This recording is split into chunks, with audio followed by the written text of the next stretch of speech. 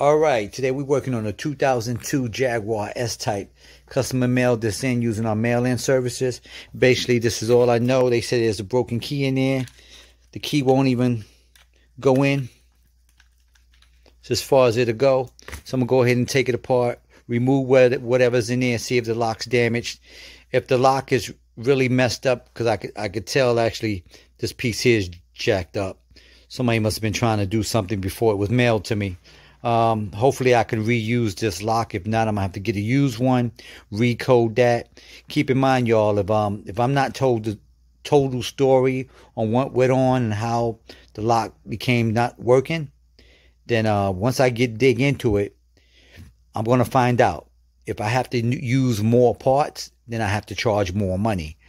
I rebuild existing locks, and that's if the key just stops working.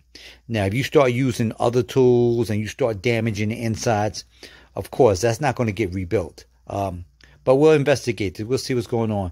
Based on what I can see, whether there's something broken in there or not, I can already tell that this part in here, the dust cover is jacked up.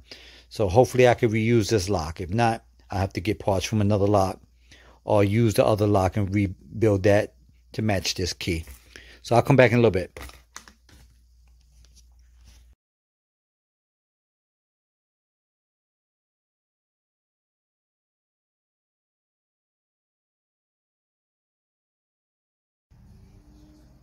All right, this puppy is done.